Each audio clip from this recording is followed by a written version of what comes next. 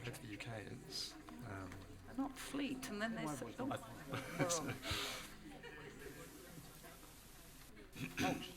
Good evening, good evening. Welcome to tonight's event on Superbugs at the Frontline Club. I hope you're feeling well.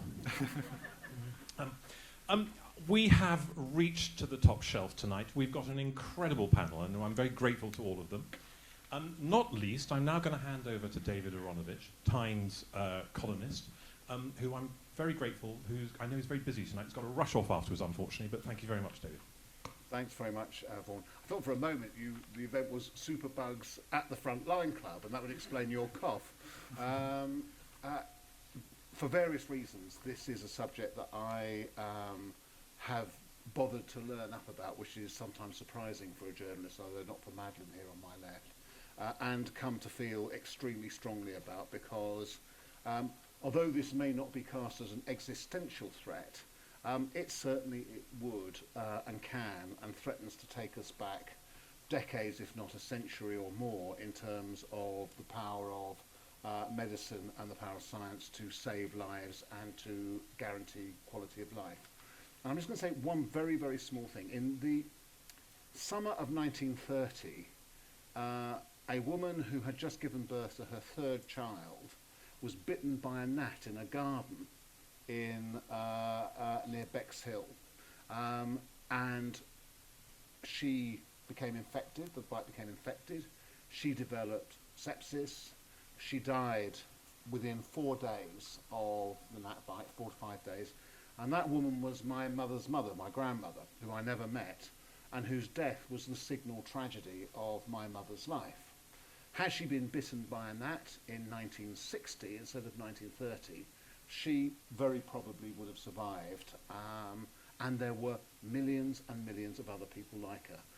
Learning that there was a significant threat to the efficacy of our existing stocks of antibiotics, and that there was a very real threat to their capacity to work for us in the years to come, also made me feel incredibly generationally guilty. That we had effectively, by a series of overuse and carelessness and lack of development, created a situation for the future generations, our children, and most likely our grandchildren, where actually they could face the same kind of threats as my grandmother had, which has all kinds of knock-ons for the rest of medical science, because a vast number of operations, some of which you think of as relatively routine, some of which are life-saving, are only really made possible because you have the ability to administer antibiotics against infections. So when you learn about the problem of antimicrobial resistance, and you understand it, it is the same thing as desperately wanting something to be done about it, if you have any kind of sensibility at all. Well, this is the panel that can tell us what the problem is, how it's developing, how the strategy to deal with it is developing, and what needs to be done now and in the future, what is being done and what needs to be done. And so I think actually I certainly am privileged to be here to listen to what people have to say. Everybody on the panel, the 4 people you have here, are going to talk for 10 minutes to a kind of area of neo-specialism for them. After that, I might ask a couple of questions if I kind of, feel the spirit moves and I think I have something intelligent to ask. And then I'm going to open it up to you also to ask questions which you think arise from what people are saying. And the first person who's going to talk is Jeremy Knox. Now, Jeremy is at the Wellcome Trust. The Wellcome Trust, again, is one of our great national institutions. If you don't know it, it is very well worth knowing, very well worth looking at their websites and so on, maybe even visiting them to see what the Wellcome Trust does. Jeremy's leading their policy and advocacy team on antimicrobial resistance. He told me carefully, and I think in his terms modestly, that he was an economist and not a scientist. But economists are something that we do need in this discussion. I'm going to introduce each of you and then ask you to begin, Jeremy. Next to Jeremy is one of, they're all my heroes, but this is one of my particular great heroes, which is Professor Dame Sally Davies. Sally was, I think it's fair to say, a legendary chief medical officer for England and Chief Medical Advisor to the UK government for 8 years. She created a lot of stories, didn't she, Madlen, for newspapers and for magazines, etc., and a lot of understanding, etc. But she's now the UK Special Envoy on antimicrobial resistance. And the one thing I will say about this is Britain, for various reasons, has helped to lead the way on raising this as an issue. That this is so is very significantly due to the work that Sally did in lobbying David Cameron and members of his government to get them to understand why this was such an important issue and to get what they famously call buy-in. On her immediate right is Nicholas Brown. Now, this is, if you like, he won't like this, but this is the boffin side of it. To really understand why this happens, you do need to have just a kind of elementary understanding of microbiology, and not least of the way in which organisms evolve.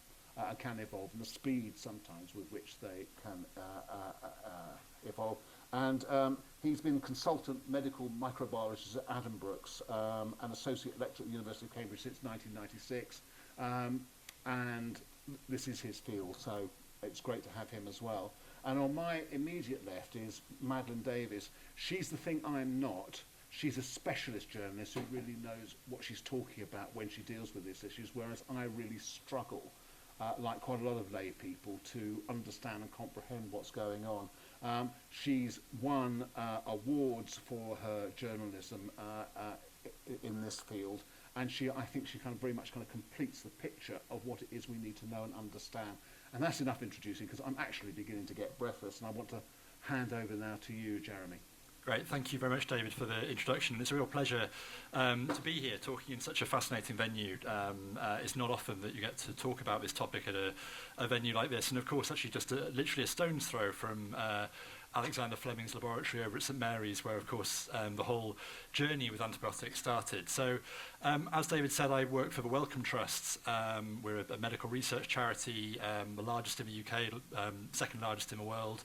And we've really been doing a kind of increasing amount on antimicrobial resistance, engaging not just in the scientific research, but also in questions around how we communicate about it and how we engage with policymakers in response.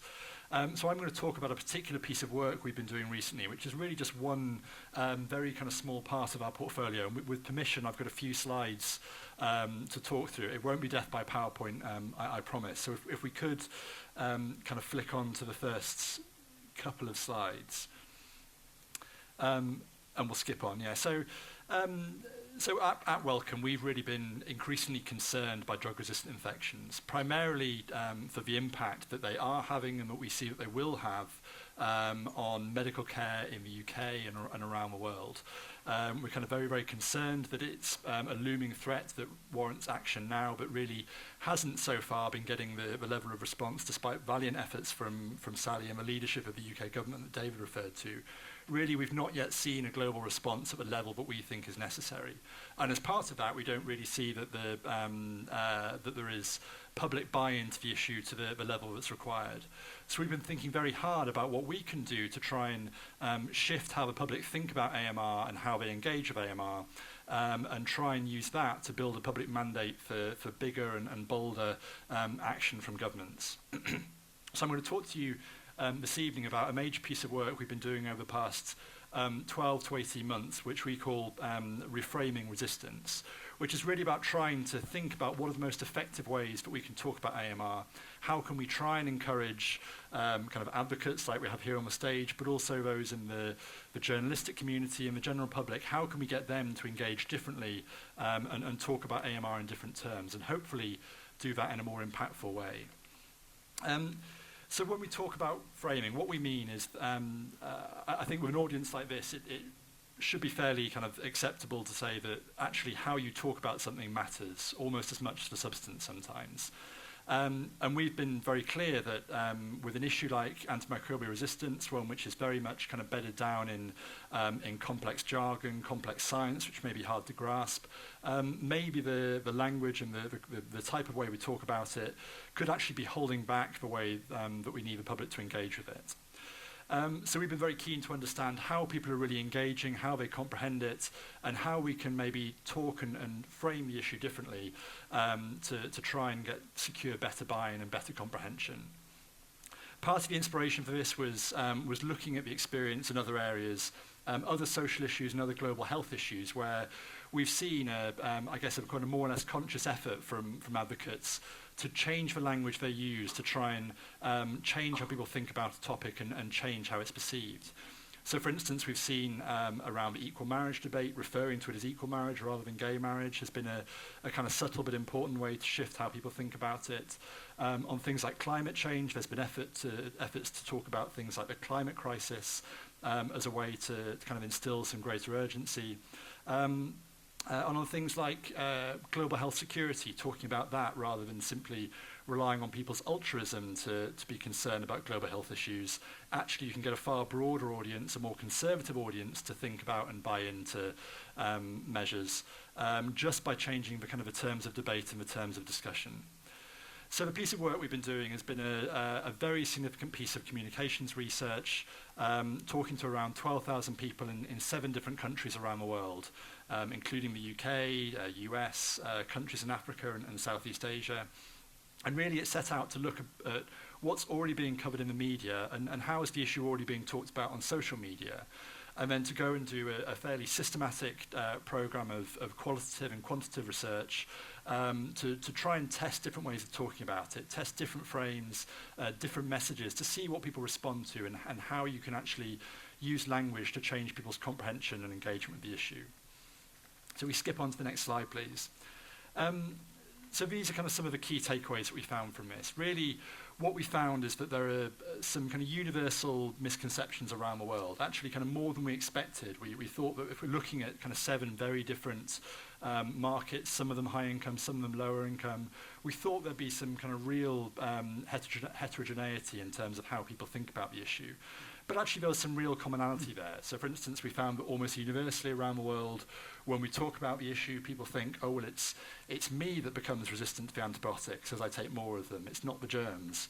And of course, that's a very kind of key driver of individual behavior and individual comprehension of a problem. And we also found that when we talk about the problem, when we use kind of these big kind of grand numbers that are out there, so we often see headlines with talk of how drug resistance is going to claim 10 million lives by 2050 or cost the global economy $100 trillion. They're kind of great at catching people's attention, but actually then in terms of getting people to engage with a topic, it's much less good. It's inclined to make people switch off and kind of think the problem's being overstated, over-exaggerated, particularly when there's kind of questions of trust in science and authority. So we kind of took these kind of 5 key lessons of how we think we can talk more effectively about the issue. So to quickly run through them. Firstly, up there is the idea of framing drug-resistant infections as undermining modern medicine. We kind of hear a lot about the idea of going back to the dark ages of medicine and kind of turning the clock back, and really kind of that's very powerful in terms of getting people to think about what the impact might actually be. So talking about all these discoveries, as David did at the start, all of these kind of things that could be undone, the kind of cancer chemotherapy, the safe birth, kind of hip replacements, invasive surgery, all of these things that we now take for granted as being fairly safe and routine, but could be fundamentally undermined by rising drug resistance. That's a very powerful way to get people to latch onto it. Secondly, trying to explain it in simple terms. As I said, we know that people have kind of very common misconceptions about the problem, and we recognise that the science can be tricky to understand, but really it's important to explain to people in simple and accessible terms that science and why it's the bugs that become resistant, why it's an inevitable process, what can be done to stop it, but do that in a simple way that helps people latch on and means that people don't simply feel like they're being talked at about the issue. Thirdly, really emphasising the universality of the issue. As with many things, there's maybe sometimes a tendency to think this is something which will affect someone over there. Particularly with the global health thing, it's easy to think, oh, well, that's something which will affect people in India and sub-Saharan Africa, people less fortunate than me. But really the point to make here is that this is a truly indiscriminate threat. This is something that could affect any of us when we have a run-in with a hospital. This could be something which truly does affect anyone at any income level. It's one of those very rare things where really kind of income and social status is no guarantee, is no protection from the threat that this presents. Number 4, they're really focusing on the here and now. We know that salience really matters when we talk about an issue.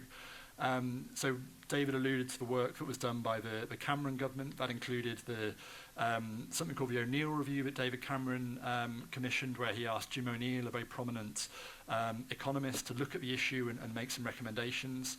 I was part of that team, and it was a really kind of fantastic process to be a part of. And one of the key findings from that was this statistic I mentioned of the idea of this projection of 10 million people dying each year from drug resistance by 2050, and this huge global impact on the global economy. And that's been tremendously powerful in terms of shaping the debate and giving some sort of kind of definition to the problem.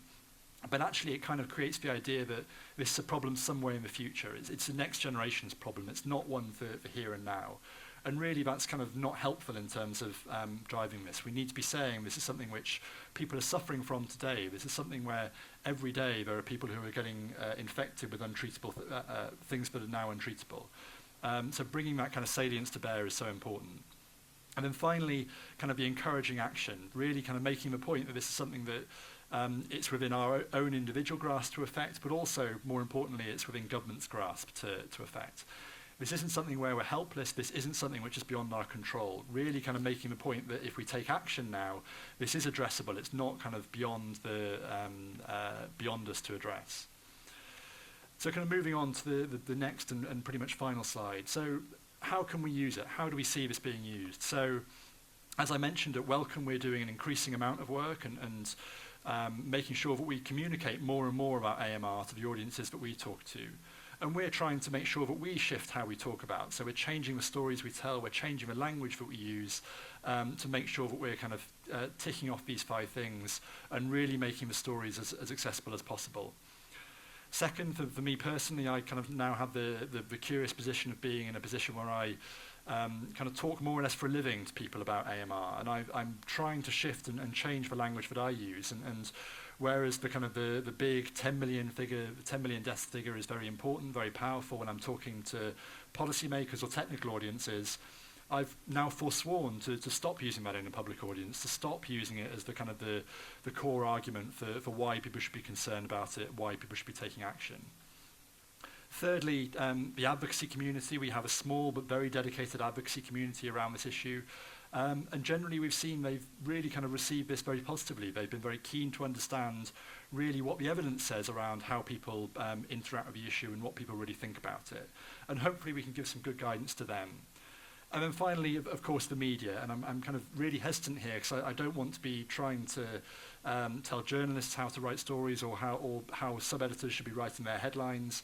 But there's a really important point here that the media does play a hugely important role in shifting how people think about it. And the UK media in particular, we found through our research that really the UK media accounts for something like half of the global output of media coverage around AMR. So really kind of thanks to UK government leadership and thanks to the UK media, there is a kind of an oversized, overweight influence that the UK media has on this issue.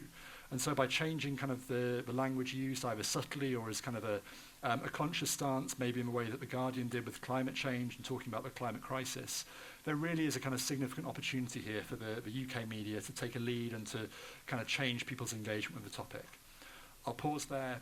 Really looking forward to the discussion and very, very happy to take questions. Thank you. Jeremy, thank you very much. Let's go straight to you, Sally. So, let's see if I can learn those lessons on the hoof. In 2018, 60,000 people in England had antibiotic-resistant severe infections. That's 165 new antibiotic-resistant infections every day. 10% or 9% up on 2017. So this is with us. If you look at other countries where they've done work, in Canada, resistance to first-line antimicrobials is giving them 5,400 deaths a year. In the States, they reckon there are 35,000 people dying as a result. So it's here, it's killing people or it's prolonging their time in hospital. It's actually costing our health service quite a lot. It's costing us 95 million a year on a conservative estimate. And it's only going to get worse if we don't do something about it. So why don't we take action? Well, it is really interesting, and it has to be that we're failing in getting our story over. I mean, I started on this in 2013. I'm not an expert. You get the expert on my right, and Nick will talk to it. But it is clear that we have known we have a pretty empty cupboard for new antibiotics. We have a real problem with pharma, that they are not funding new research. We have a real problem that the little companies that make new antibiotics and are trying to bring them through all the studies are going bust. Another one over Christmas and another one on the way. And yet they've got possibly useful antibiotics. Yet people don't even know that their relatives are ill with antibiotic-resistant infections, drug-resistant infections, or dying with them. That's a pretty sorry state of affairs. So how do we engage people? And I would like to build on what Jeremy said. I think there's something about cultural context, there's something about roles and backgrounds and how people hear it, but we will only get action when it's visible. And I think media plays an important role in that, with the public, with the politicians, and the public push politicians to take action on policy. Or you have to do, as I have been known to explain to politicians why they're going to look really good if they work on this.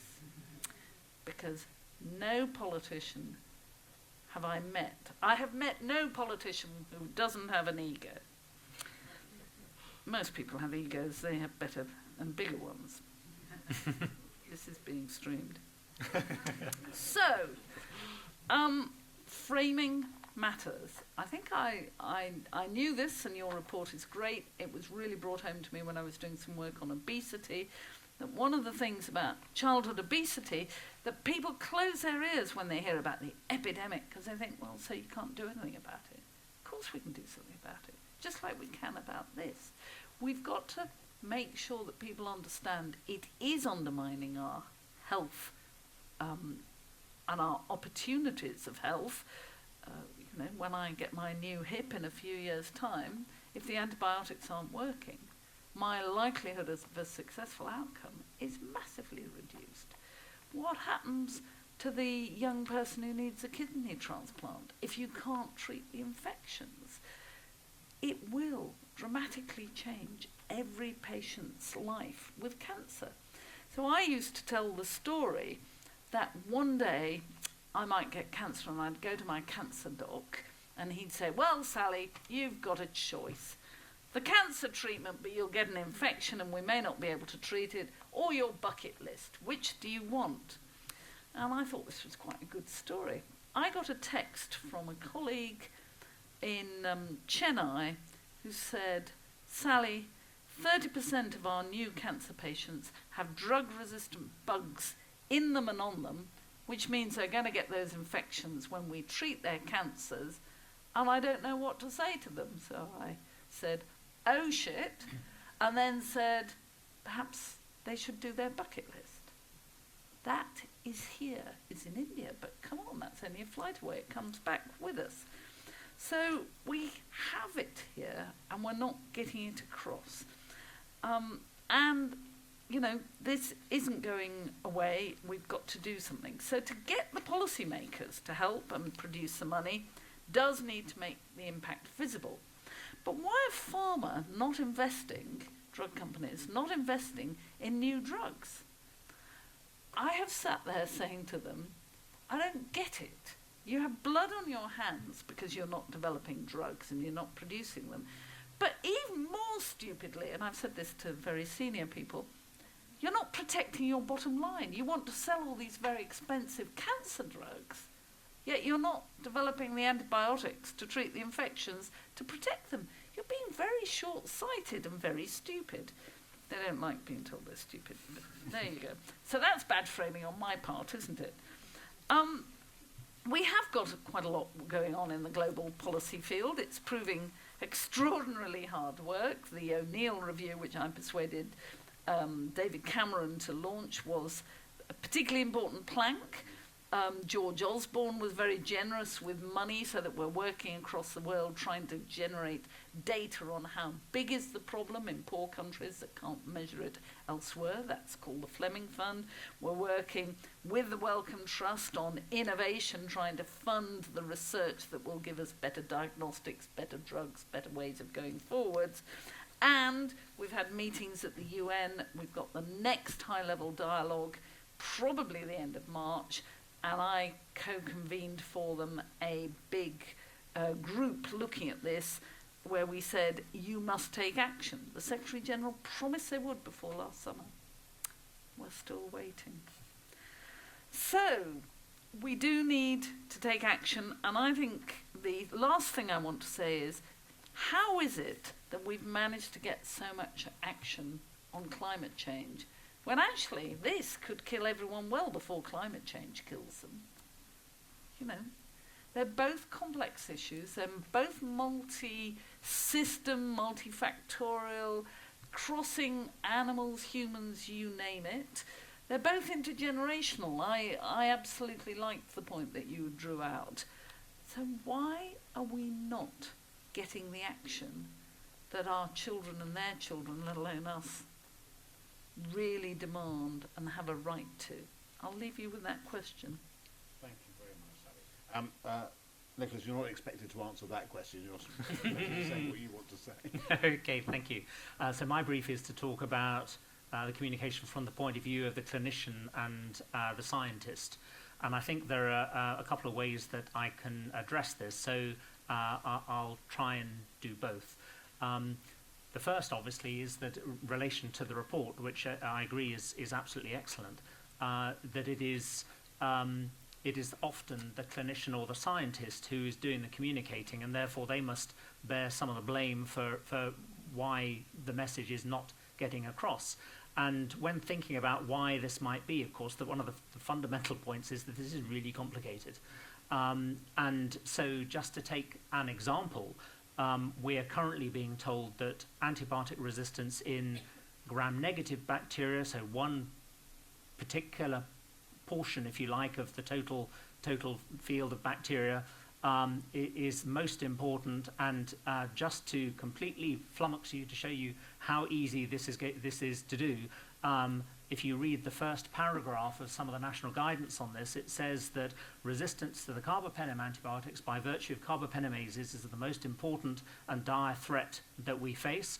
And in particular, we have to identify carbapenemase-producing organisms, or CPOs, but not all organisms that are resistant to carbapenems produce carbapenemases, these enzymes. They're just carbapenem resistant. So it didn't take long. So, and you can understand why some academics, particularly whose life is small molecules that no one has ever heard of, get embroiled in this and have great difficulty in portraying, which is their life, but they have great difficulty in putting that across to the wider audience.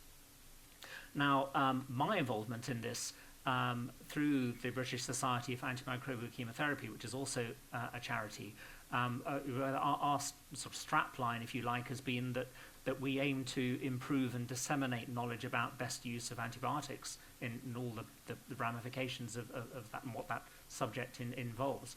I first started as a microbiologist in 1986, and even at that time, a lot of the work that we did was about identification of resistance in bacteria and describing the epidemiology of this and developing ways in which we could control it. And we, in my working life, obviously in the last sort of 33, 34 years, we've seen interdepartmental government talks by the EU. We've seen select committees of the House of Lords. We've seen, I remember when David Davis was chair of the audit committee, there was a report on antibiotic resistance, and really the strapline has been the same throughout all of those over the last 20, 25 years. Indeed, the BSAC, our charity, put out a report in 2010 called The Urgent Need. That's now 10 years old. And okay, it may have helped stimulate some of the current activities, but I agree with Dame Sally that we're still waiting for that, if you like, the David Attenborough moment or the plastics to kick-start the antimicrobial resistance agenda. So I think for scientists, one of the key points is that this is actually really difficult. It's complicated. And one of the reasons for that is actually some of the messages that we're trying to get across are varied. So on the one hand, we've got there are no new antibiotics, that drug companies need to re-stimulate the drug market and continue to develop the drugs that throughout my working life have been the pipeline, if you can call it that, of new agents. So as one becomes less active, you simply change to something else. We haven't got that pipeline anymore. So there are people who are talking about stimulating the antibiotic development market. On the other side of the page, although they're clearly closely related, we have well, we need to protect what we've got.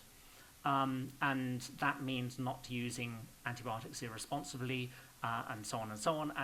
And sometimes discussions get, I think, confused between those two. I mean, they're all part of the same overall subject, but when you start talking about spending hundreds of thousands of pounds on incentivizing drug markets at the same time not allowing GPs to prescribe antibiotics, I think that's a very confusing message for people to get.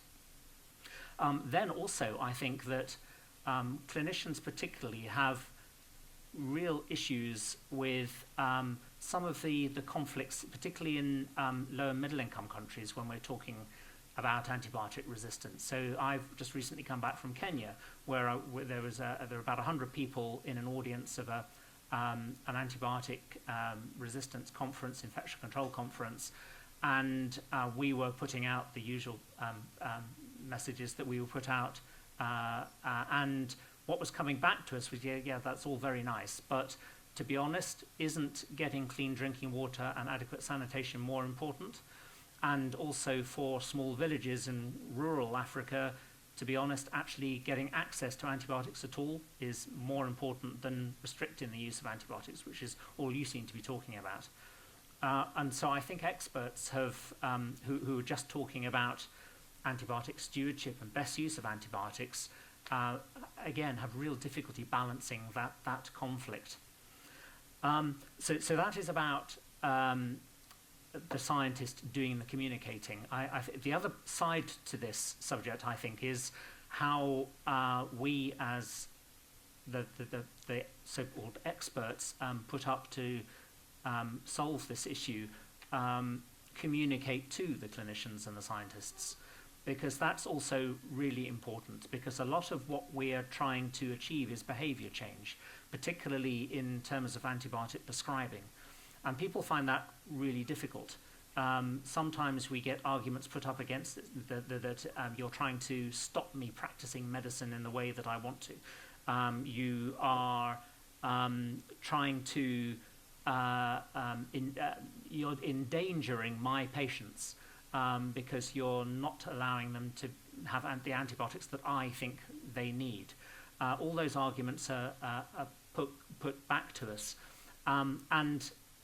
One important point, I think, is that it's something actually that I think quite shocked an audience at a meeting that Dame Sally and I were talking at some 7 or 8 years ago now in a House of Lords Science and Technology Committee meeting. I said that at the time that a doctor writes a prescription for an antibiotic, they don't know what the cause of the infection is. Therefore, it's an empirical prescription, it's a best guess, and you don't know often what the true cause of that infection is, either till many days later or sometimes not at all. So it's based on clinical judgment and as I say, a best guess. And that's a problem. And that has led to the emphasis on improving diagnosis of infections, to rule out a bacterial infection when we can, so that for things that don't need antibiotics, we don't need to give prescription, but also to make sure that a prescription is an informed prescription wherever we can. And that, I think, has led on to a lot of work, but it's not all, as some people have suggested, about the invention of a whizzy new test that is going to be there on the GP's desk that is going to give us the answer immediately. A lot of it involves change in the way that we practice medicine. And again, I think in terms of the message that we give to practicing clinicians, that is a really difficult thing to get across. And I'll leave it there for the moment. Thank you very much. A lot to think about there. Madlen. Thank you. Yes, can you all hear me? Is that working? Yes. So I've been investigating antimicrobial resistance for the last 3 years, and I started out reporting on the situation in the UK, and then swiftly I started writing stories about people all around the world who are suffering from resistant infections. So in Britain I met a lot of people like David, who'd suffered from sepsis from a resistant infection. In Malawi I met Jelena. She was 18 and she just had a cesarean section, and she caught an infection and it couldn't be treated with antibiotics. So the doctors there resorted to surgically removing her womb because they had no other option to treat her. I've talked to American soldiers. They suffered from blast wounds in Afghanistan and had to have their leg amputated. And when they got back to the US, for about 10 years, they suffered resistant infection after resistant infection. I also met people in India, and they were suffering from drug-resistant TB. So they'd had to take a cocktail of antibiotics for about 2 years, and many of the side effects were horrific. They'd gone deaf as a result. They had suicidal thoughts, and that was on top of other problems, such as they were the main breadwinner for their family. So the fact that they couldn't go out and work was absolutely devastating. So I'm here to talk to you about how we can reframe this debate and what journalists can do. And the key thing, as you can probably guess from my list of people that I've met, is that I think we desperately need to show the human impact. So it's when people believe that this could happen to their grandma that they'll act. And my friend rang me up recently and said, I had this ear infection, I was given an antibiotic, then another antibiotic, and it turned out that was from a resistant infection. So these are happening every day, all the time, but journalists just aren't finding case studies. Patients aren't told if they've got a resistant infection. That's one of the big problems that's already been mentioned. But also, I can count on my hand the number of times where I've had a doctor say, I've got a really good case study, the patient wants to tell their story, but then the press officer or the hospital has blocked it for fear that it would be a bad news story for that particular hospital. So I think we need to foster better ways of people being able to tell their stories. And I think journalists and campaigners and civil society organisations could be a lot more proactive. David's our celebrity in journalism, but it would be great if we could get more celebrity ambassadors for this cause to reach a bigger audience. If we want to see more action, I think we need to be getting these stories into women's magazines, getting storylines into major TV shows like EastEnders. One of the best things for a domestic violence charity was getting a storyline into The Archers. It really captured people's imaginations. So I think we really need to be kind of helping that David Attenborough moment come along. Perhaps next year one of the comic relief films could be about antimicrobial resistance. Or we could get a Love Island contestant to talk about resistant gonorrhea. So particularly for journalists, I think Wellcome's finding, I think there will be a lot of journalists in the audience as this is the Frontline Club, and Wellcome's findings are really worth reading in full because there's really granular, practical advice on how to adapt your phrasing for the reporting depending on the audience. And a lot of it is not rocket science.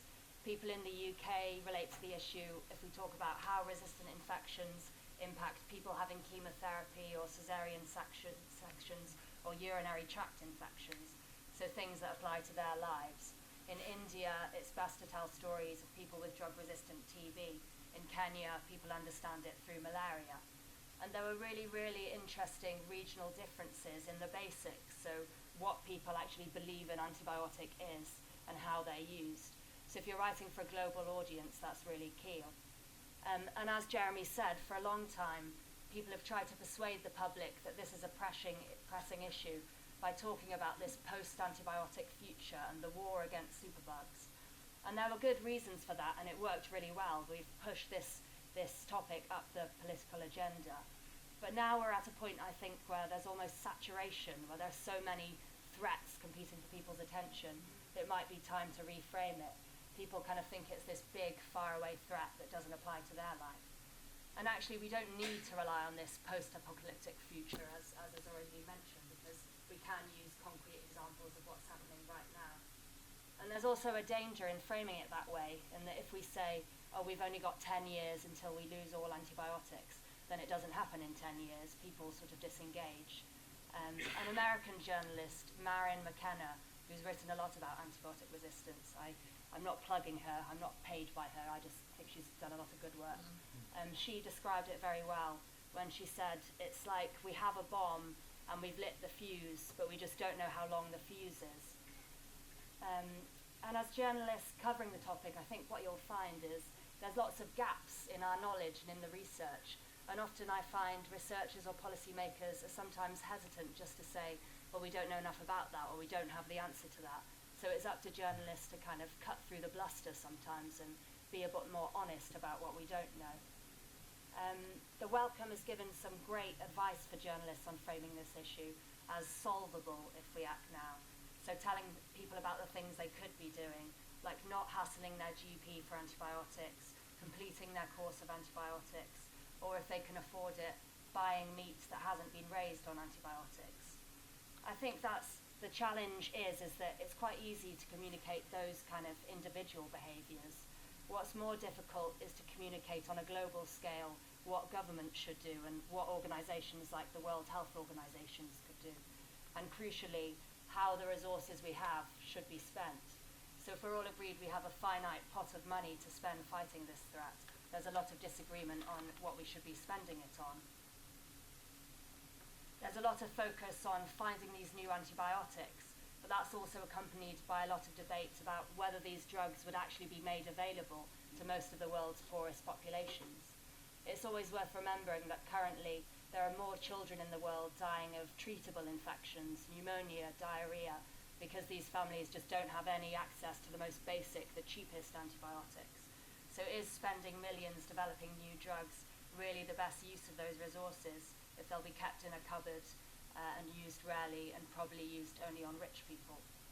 So that brings me to another challenge that journalists have about writing about antimicrobial resistance, is that lots of the factors that lead to resistance are about quite boring, logistical, and let's be honest, quite unnewsworthy things. Antibiotic resistance is often a symptom of a poor healthcare system or poor agricultural practices. If you don't have running running water at your hospital, then you have to douse people with antibiotics to stop them getting ill before surgery. Or if you want to raise 500,000 chickens in a dirty shed and using antibiotics makes them grow faster, obviously you're going to improve your company's bottom line rather than this kind of abstract public health threat. And often the reporting around this subject, it tends to concentrate on one issue. So you'll have reporters concentrate on the lack of diagnostic facilities and tests, and that's incredibly important. But often what I find missing from the reporting is the context. So you see examples where a big shiny new lab is built, but there aren't enough qualified staff or engineers in that area, or the hospitals can only afford blood cultures for one ward. Or if you pay those lab technicians well enough, then they're paid more than teachers in that area. So all the teachers retrain as lab technicians, and then you've screwed up the education system. So I think when we report on antibiotic resistance, I think it would be really good if we could start reporting on the holistic systems that allow it to happen. If we could root it as a problem of weak health or agricultural systems, and we could reiterate all those other related problems: lack of access to healthcare, lack of vaccinations, lack of water and sanitation, poor logistics, lack of surveillance, and so on. And to end, I would just like to point out that although this discussion is about reframing the debates about antimicrobial resistance, I think whether we reframe it or not, what we actually need is just more journalism in general. So we need a lot more reporting and a lot more people asking questions on the issue. How many people in each local hospital died from a resistant infection? What's preventing more candidness in infection control reports? Why is the global supply of antibiotics so fragile? What incentives are pharmaceutical companies giving to doctors and to pharmacies to prescribe more antibiotics? Why are there no penalties for drug companies releasing antibiotic effluent into the environment? And why are we using antibiotics to keep orange trees and date farms free of pain? The list could go on and on. Thanks very much. Thank you very much, ma'am. Right, well, that covers a significant part of the waterfront, and there are so many questions which arise from it. Complex questions, actually some dramatically simple questions. You raise one in your first of your list of questions, which speaks to the points that everybody else on the panel had made about the here and now. It is very easy to frame this as being a future threat and so on. What you raise the question about why it is, or do we know how many people, let's say in this country right now, in this city right now, are suffering as a consequence of a condition which cannot be treated by current drugs. I mean, and I'll give you a tiny little vignette. My oldest daughter's boyfriend, his brother, he suddenly reported one day that he says he's rather ill. He seems to have something, but nobody could quite work out what it was. And each time we had him over and so on, and we would discuss this, he'd say, well, he doesn't seem to be getting any better, and nobody can find any kind of treatment for it. And of course, having had some of these discussions, I began to worry, because what they were obviously doing was trying a series of antibiotics on him, and they weren't working. And bit by bit, he was beginning to deteriorate. You could hear it in what was being said and in the description of him. And you thought, there is a possibility here that this incredibly fit young man could actually die as a consequence of resistance. As it happens, at some point or other, they found the drug that worked, and it began to work. Now, why don't we know, or how could we know, how many people are actually suffering from resistance? How many people in our own hospitals die every year? You gave a figure, Sally, that I have actually not heard before for deaths. Can we pinpoint who those people are? Can we get their cases into the local newspapers? We've heard about resistance from hospitals sometimes in naming them. Is there no possibility of opening up through the various channels that we have ways of getting that reporting done so that we can bring it right into the moment? So clearly we need to. Actually, I didn't tell you deaths. I told you how many bloodstream infections or those infections have been picked up and reported through our hospital laboratories. So Nick's probably more expert on that than I am. But that's only a small part of the big problem, let alone which one dies. And we really need to start to make sure that we are cataloguing this. And actually, I was thinking, as you talked about how in HIV, the patient stories and the data that was in the newspapers day after day globally really made a massive difference. So, what about can the journalists go into Public Health England's fingertips database and look at the data? Could you produce from BSAC a Noddy's guide on how to get in and use it? What? So, Dame Sally referred to a resource called PHE Fingertips. Because it's at your fingertips. I had to have it translated, but that's what it means. So, the UK, so all the nations part of the UK actually have probably one of the most sophisticated surveillance systems in the world. There is. But what good does it do? Well, so let's carry on. So automated download or dump from laboratory computers to the national surveillance system, so we know how many infections of different bacteria there are, and we know where they are. And over the last 5 years-ish, we've been able to link those bacteria reports to resistance to antibiotics. So that data is already out there, and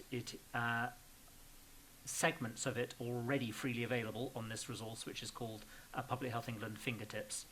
But can BSAC make a Noddy's guide so I can understand it? And That's certainly something that we could look to do. Yes, I think that would be good. But what we are not good at doing at the moment is linking that fantastic surveillance resource to outcomes in individuals. Yep. And that might be coming soon. I know that Public Health England are working hard to do that, but we're not there yet, I don't think. Apart from in certain antibiotic-resistant infections, for example, with MRSA, where there is surveillance of adverse outcome as a result of that organism. But that's clearly just a very snapshot. Now, since you mentioned MRSA, one of the things we should remember that when at the height of the superbug crisis, actually that did have very, very high media profile and people really were agitated. It led, as we know, to a significant campaign. One of the things you were talking about earlier, Sally, was that one of the things we could promote, and actually it touches on the point that you were making as well, Madlen, more broadly about the world, is that if you could somehow avoid more people having infections in the first place, then in that case we wouldn't have to treat them so much, and we might therefore help eke out the existing stock of antibiotics while we try and work out what it is that we're going to replace them with. Hence the need for clean water, good loos, teaching kids how to wash their hands. I did a talk about 3-4 years ago at the Royal Society, and what we did was we actually had an observer in the gents and the ladies' loos checking how much, because this was an audience interested in AMR, how well people wash their hands. It was appalling. I mean, you know, I can't remember, I think it was 30% wash their hands decently. You have to wash your hands with soap and water. With soap and water. You just stand at the door of any average gents. I mean, seriously. I mean, it's true. It's true. 30% seems like quite a high figure. But you were saying that the big campaign that had been within hospitals to get staff to wash their hands, etc., has actually is being forgotten. Well, we need to redo it every 5 years. What you watch is we have a campaign of hand washing, MRSA, and things go down, and perfect hand washing, and then people get accustomed to good results and they don't do their hand washing as well. So you see it creep up, then you have to start with the campaign again. But I think it's a really kind of interesting, you're going back to the MRSA example, the kind of the crisis, the superbug crisis when it first hit in the UK hospitals in the kind of early noughties.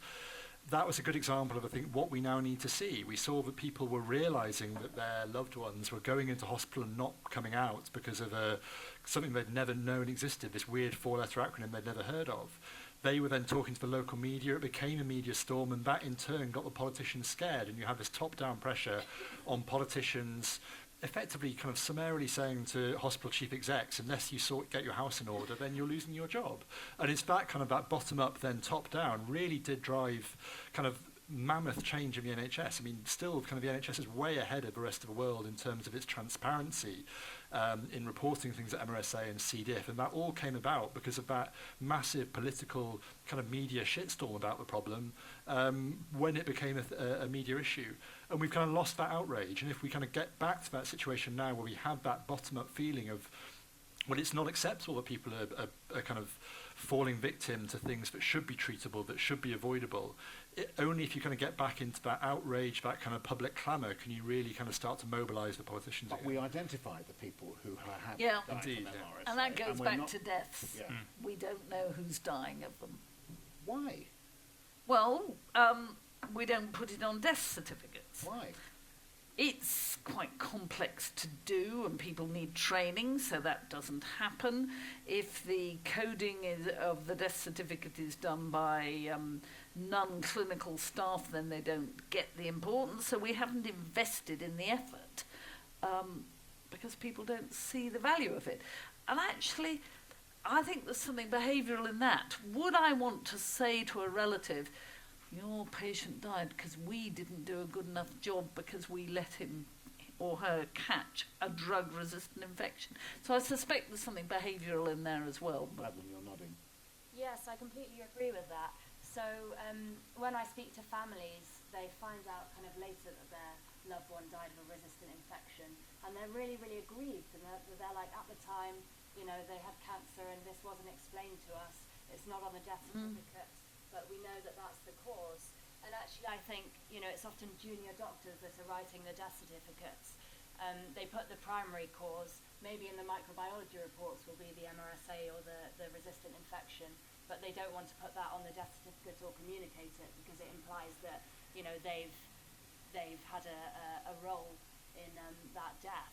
And actually, if we had a culture where maybe the kind of the MRSA effect has led to that, in that if hospitals were fined for every MRSA case or every C. diff case, they were less reluctant to report them.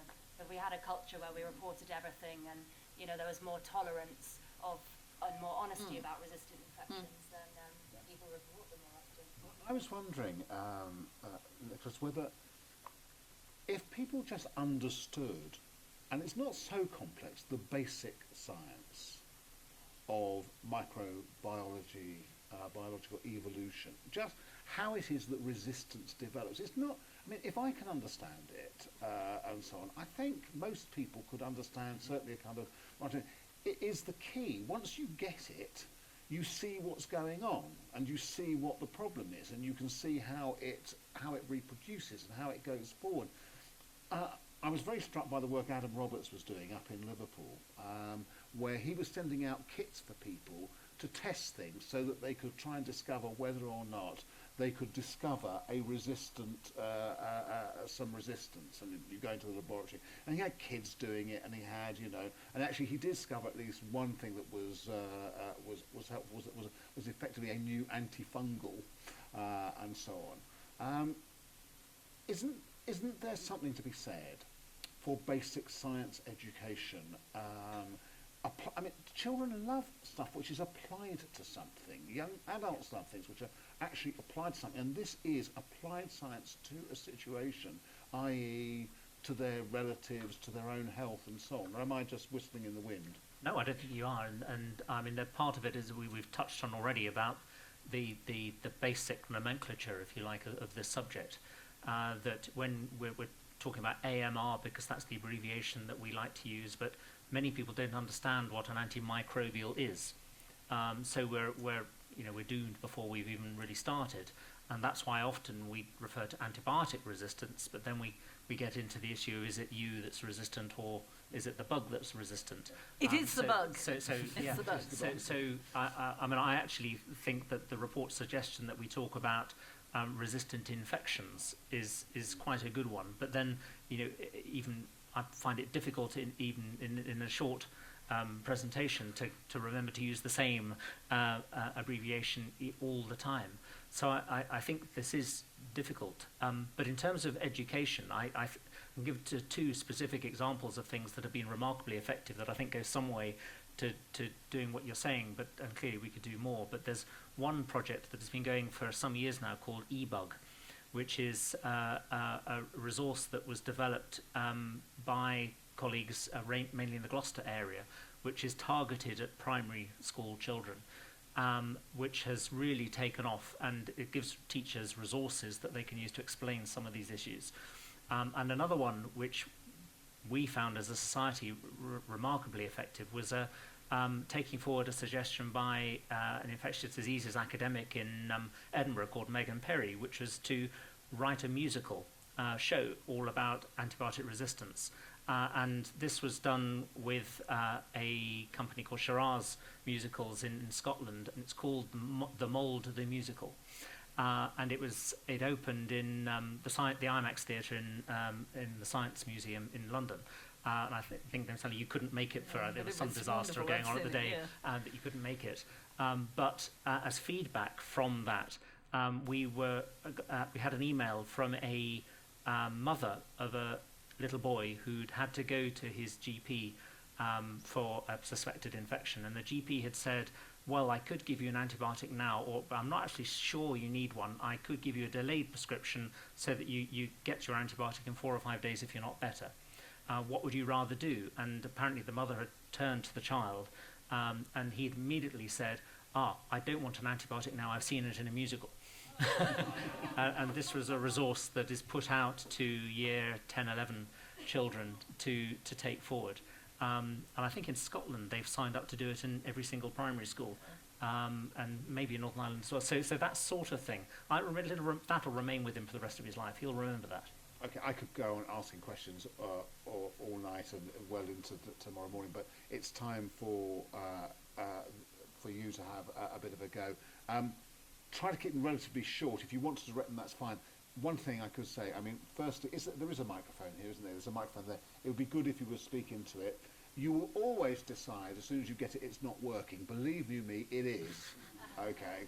So don't kind of tap it and throw it around. If you could just give us your first name, it would help us to refer to you. And I've got a woman down here at the front, of course, the furthest away from you, so you can, and then a gentleman over here.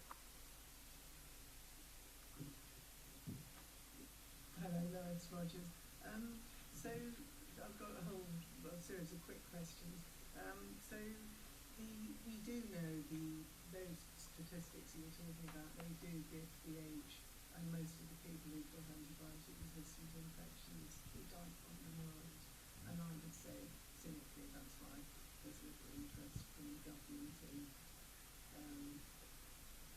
funding research. But the other, and I've been writing about this for a very, very long time. And the other question. It is Sorry, working, but It was working, actually, yeah. But it was working. Don't worry, this is louder. Right, and the other question is why do you think doctors don't, you two who are doctors, why do you think doctors don't? And there was a storyline on the Archers about someone who died of sepsis, yeah. and I thought, you know, it must have been resistant, and but it wasn't mentioned at all. No. And She died mysteriously of sepsis. It was absolute classic. Sally was talking earlier, she won't like me saying this, about how she'd had a bit of a run-in with somebody who was involved in sepsis campaigning, who hadn't wanted it linked to the question of the possibility of resistance. And obviously, what had happened was the Archer producers had been speaking to somebody from the anti-sepsis campaign. So you would never have guessed that there was they'd never have guessed that anybody had actually tried to cure her of her sepsis before she died. It wasn't a factor. Yeah, sorry, I shouldn't have interrupted, but that, you're dead right. But that is an interesting question, and I don't think it's because doctors see it as a failure. I don't know why they don't say it. Why do you think they don't say it? if I knew, maybe I could get it sorted. I think the doctors are not well educated in general, judging from not only my own past, but family and young people who work with me about microbiology. It's not one of the specialties they are likely to rotate through. They have to choose to go and train there. And infectious diseases, if they do, then they're getting interested in HIV and things like that. So I think they're not exposed enough, and so they don't talk about things they don't feel comfortable about. It's quite simple. Incidentally, your point about gonorrhea, and this can get people kind of interested, because one of the great areas of growth of resistance is in gonorrhea. It is. And actually I used this phrase in an article, but somebody has said, looking back on it, the 70s and 80s were the golden age of gonorrhea. If you're going to have gonorrhea, that was the time to have it, because now's not. And malaria too, yes, yeah, and malaria, you're right. And malaria. You probably know rather more people, although you may not know who they are, who've had gonorrhea than malaria, depending on where you come from. Yes, sir. Yeah, thank you all. The name's Ewan Grant. My first question, and there are two short questions, I reassure you. What progress is Big Pharma making, either on its own or in conjunction with the unicorn companies, which I notice they're starting to buy up anyway in other fields, oncology? Are they really getting their elbows out? And secondly, and this is a serious point, not a facetious one, following on from the lady's point about how the Archer story could have been developed further, Mr. Aaronovitch is, are there any plans to approach the scriptwriter of the next but one Bond film to put this on the agenda for the script? Gonorrhea would be great, because I've always wanted to get them using condoms, but gonorrhea would be even better. The spy who gave me something untreatable. So on the kind of, so I'll take your second question. So first, I think the question around how to get it into the media, trying to get kind of into films, into entertainment, I think is really important. Again, something Wellcome's involved with. So we've just signed a deal to support a major feature-length documentary with HBO, with BBC, and some institutions in the US, and that will hopefully kind of be the first really kind of cinematic kind of moment of trying to explain this in a very kind of attractive way. To come to your first question around the pharma space, I think frankly it's in a worse space than it was 3 or 4 years ago, depressingly. You talk about unicorns. I think the standard definition of a unicorn is a startup that achieves a valuation of $1 billion. Frankly, at the moment, the startups in the antibiotic space, most of them have an enterprise value at 0. So their share price is basically the cash they have on reserve minus their debt. And that indicates that the markets have no interest in them as a going concern. We saw a small company, a K-Agent, go bust in April. As Sally referred to, another small company that had just brought an antibiotic to market went bust over the Christmas break. So we've heard lots of stories around why the antibiotics market is failing. We have this kind of fairly well-documented fact that we have a market that doesn't deliver either high prices or high volume. So it's in contrast to other areas of pharmaceuticals. And we've had a lot of calls on governments for 3 or 4 years now to fix this, to find new ways to incentivize development. And frankly, we've become bogged down. The political narrative is that the pharma industry makes too much money, that drugs are too expensive, and politicians have shied away from doing... What exactly are they shying away from? I mean, we're years on now from the O'Neill report. We've had several projects which were aimed for specifically at governments assisting the pharma companies and the pharma industry to help develop it, aimed directly at that. What's happened to them? So I think governments are really concerned about the optics of doing what they perceive to be, or could be perceived as, writing a subsidy check to big pharma, kind of big bad big pharma. And that's kind of a very simplified way to look at it, and probably the wrong way to look at it. I think the way that we see it, at Wellcome, we're supporting lots of these kind of small companies through an initiative called CARBEX, which is funded by the UK, funded by the US government as well. And that's kind of really done some exciting work to stimulate early stage development. We've got about 50 companies now funded, but they're all kind of facing a cliff edge, whereby as they get to the point where our money runs out and they have to go to the private markets and get the finance for the big, expensive late stage trials, no one's interested. The big companies don't want to buy them because they can't make any money from antibiotics. Investors don't want to give them money because, again, they can't make any revenue. So we've kind of got this situation where governments are too scared to give an incentive to kind of the end products. Sorry, can I be absolutely clear about that? You've done the kind of early bit. They then try and get a significant buy-in from the big pharma, and they don't do it. And now, what you think might work is a significant governmental subsidy directly into big pharma. Say, okay, we're going to pay you to do it. So it's either about they won't do that. So it's either about saying that there's rather than relying on kind of like either a big volume or a big price at the end, you say, okay, well, we'll write a check for the fact we now have this drug available. We kind of recognise that the availability is the important thing. So Jim O'Neill recommended something called a market entry reward, so a big lump sum prize for anyone who can bring a drug to market. That would undoubtedly work, but again, the governments don't like the kind of big stick on it. Let's get this straight. That would undoubtedly work. It would undoubtedly work. So let's do it. So what have we got to do to get the British people and other people to get the government to do the thing that would undoubtedly work? It's about giving the politicians the assurance, the idea that there is enough public backing, enough public outcry for concern about the fact we're running out of antibiotics and we need to be stimulating innovation. And an acceptance that innovation is expensive. There's always kind of big debates around what it really costs to develop a drug, but frankly, it costs hundreds of millions, billions of dollars to get a product all the way through. But And in fact, I'm very proud that we in the UK have got one of the experiments about how do you value them, and we're going to end up having to pay more for them. Meanwhile, we've been pushing pharma in a very big way and saying, if you come along this road and start to work together, then maybe we can persuade governments to give some support. Because it's very expensive to develop an anti-infective drug in one company and another in another company if you keep all of the knowledge separate. So if they could come together and put some money together, then it would be worth our while to get the governments to give them some money. So this is kind of going for us about the business of how you create sufficient public awareness to create the pressure of both points. The next questions don't have to take up these points. You're entitled to whatever you want to. It's you and then a gentleman over there right in the far. Thanks. Joe Challenger, Imperial College.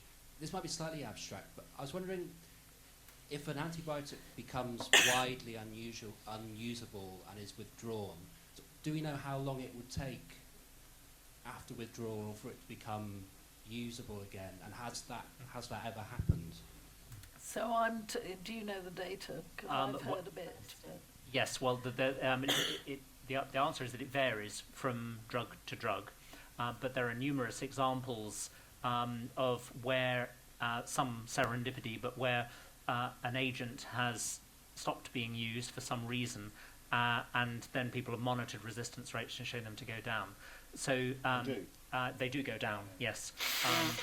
But the first one was in Finland, where they switched from using penicillin-like antibiotic and erythromycin, a substitute.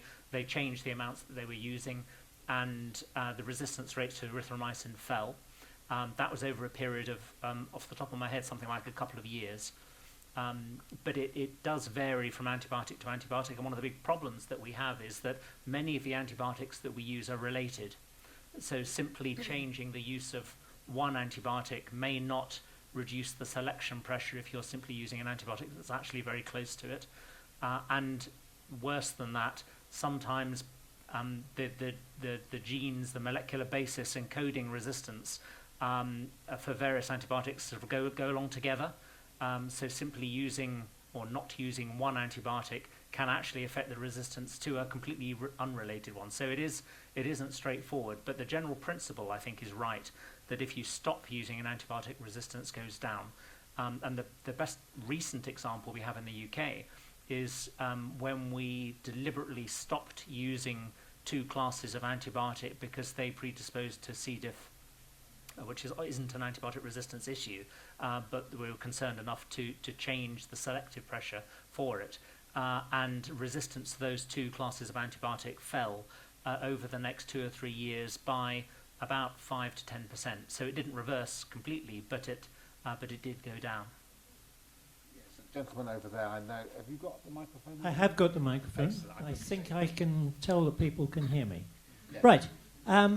The BMJ back in 1988, the British Medical Journal, the British Medical BMA, produced a report on medicines marketing in developing countries. And one of the 3 examples that they used of big drug companies responding effectively and appropriately to informed criticism was something called Sweeties for diarrhea when sold by children in Peruvian shantytowns. It had tetracycline and chloramphenicol and added chocolate flavouring. And we got it removed. And there were several other examples of companies doing this, i.e. stopping doing such things and behaving responsibly. The man who went on to head NICE said that the company's product was outrageous, whereas the company said it was out of date. But either way, it was removed from the market and a couple of other products. Thank you. Thank you. More of a comment than a question, I feel, but valuable nevertheless. And now we have a forest of hands, just of course, as we come up to the point when I say we have got time for 3 more questions. So, We have 4 hands. Oh, 5, 6. Oh, this is really awful. I'm going to leave it to the match with the microphone to decide. Thank you. I wanted to just talk about the point you made about communicating complex science to lay people, which is an area I work in as my name's Anne, by the way, is a design communicator who has worked in Rwanda trying to tackle antimicrobial resistance in pharmacy, and discovering the ignorance about antimicrobial resistance amongst the pharmacists, not just the lay people. And it seems to me that perhaps what we need to be doing is just getting some very basic, not worrying about communicating the complexity to them, because just basic behaviour changes, like, did you know you don't use it for cold, a common cold? They don't even know that, and trying to get any of the complexity is not even, they're no way near that level. But a huge amount for 8 billion people on the planet, just simplifying it and getting that layperson's... You're right. So one of our Fleming Fund projects is between our pharmacists, and they go out to partnered African countries to do just that sort of simple thing. Yeah. Thank you. Max, you decide next. It's Nick. So I was just wondering about, you mentioned before about antibiotics within farming and agriculture, and I was just thinking earlier you brought up also the environmental argument, and how obviously that's a very popular thing within current debate, and I know how there is a big push with certain environmentalists to get carbon footprint mentioned on all packaging involved in food and the transport of food and such things of that nature. And already we obviously have the British tractor, which people like to see, even though it's kind of irrelevant, because if something's done in a greenhouse, it's just as bad as if it's shitting on by freight. But I'm just saying, is there not an equivalent example being put, or push being put for information about biotics being used within farming? And is there not a push for that education being readily available to the consumer, to the layman, if you like? And just a very quick thing also, just to say, just of alternatives to antibiotics, such as bacteriophages and things like that. I know that, but which don't seem to be known about, or I've not really heard about. I only happen to know just because I know someone who works in that field. But I was just wondering if there is any sort of push for awareness about those two different things. Love the idea of bacteriophage, is one of my kind of favourite. Madlen, Yes, if you want to... so on the environmental question, the answer is no, there are no global standards. So most of the factories that make antibiotics are in India or China, and there have been lots of my own stories and other journalists have written stories who've tested outside the factories and found they release effluent containing antibiotics into the environment outside, that gets into the rivers. There have been, studies for about 10 years by eminent scientists who show lots of the rivers in Hyderabad, near to these factories, are full of antibiotics, and it creates superbugs which travel all around the world. The system for inspecting drug factories is good manufacturing practices, and environmental release of antibiotics doesn't feature in that at all. I know it's something that Sally has called for. Multiple people have called for it at the EU level. People have called for a new directive, and we didn't quite get it, so not at the moment. On the agriculture side, this is something that Sally has worked really hard for. But to pick up actually on the environment, over 70 or 80% of antibiotics are peed out by the animals that take them.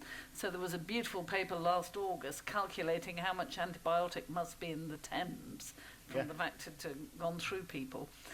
And actually, even in this country, we do not have a system that removes many of these chemicals, but including antibiotics, from our sewage. And we need to put investment into our sewage treatment, let alone, manufacturing and everything.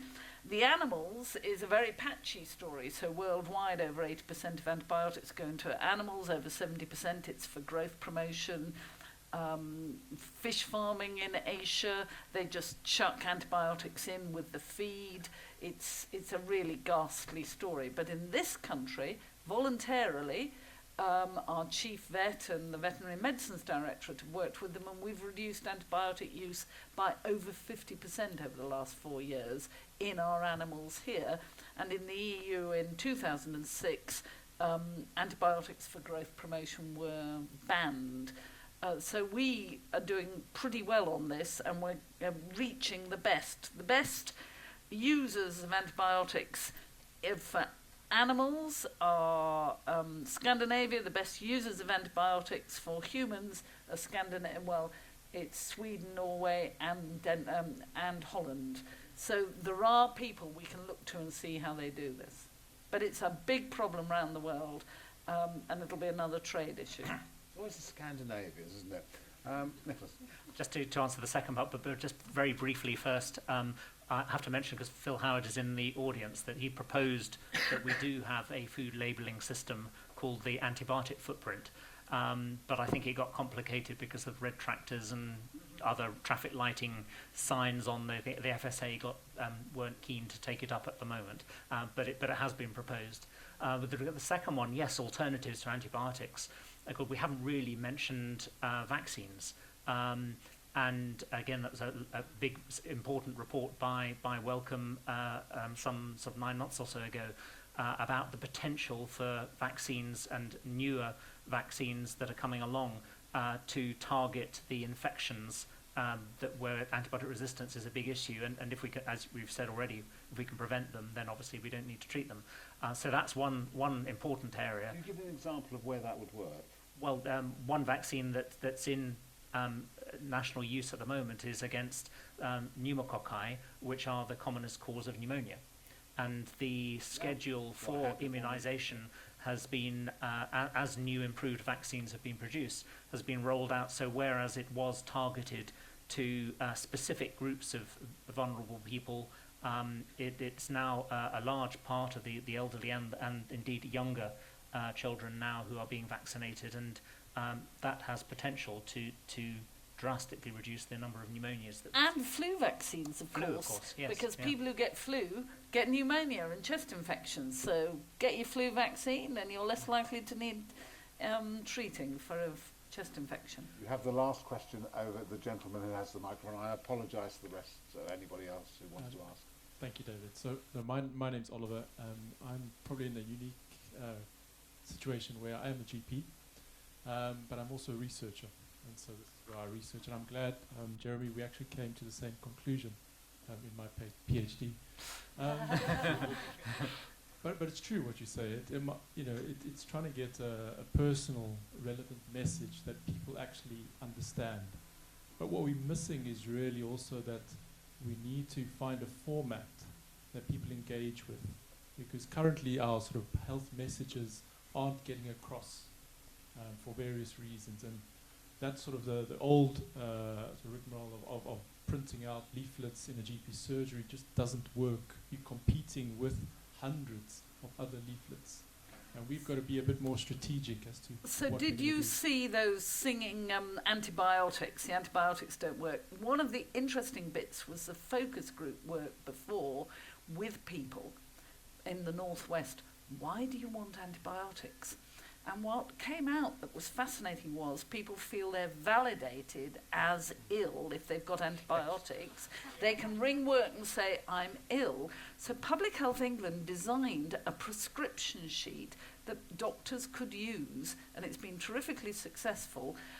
Maybe it hasn't reached you, but in the Northwest it is, where the doctor writes the name of the patient, they tick what's wrong with them, they advise what needs doing by ticking boxes, and handwrite how long they should have off from work, and they sign it, they tear it off, and they hand it over.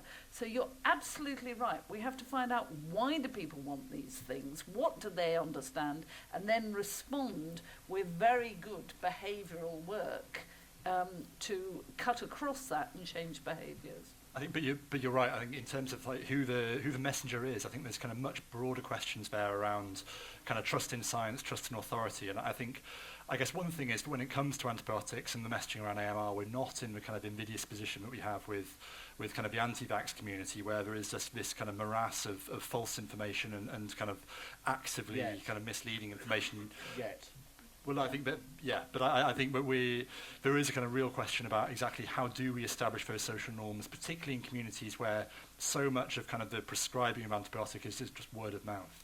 But but GPs have reduced their prescribing by more than 13% over the last few years. So we're getting somewhere. It can be done. Okay, I mean, that's all we've got time for. I'm going to solicit your applause in a moment, and also just to say we thank you for excellent questions.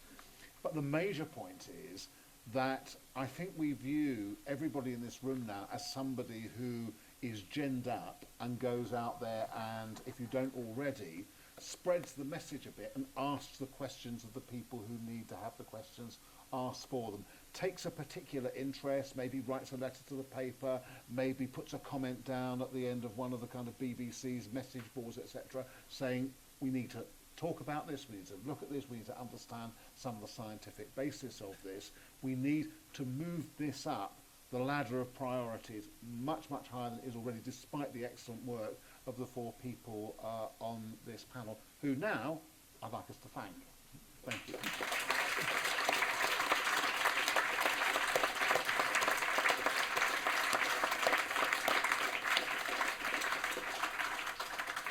And I imagine a few scientists, etc., will be available now in the bar, as they often are. Thank you. Thank you.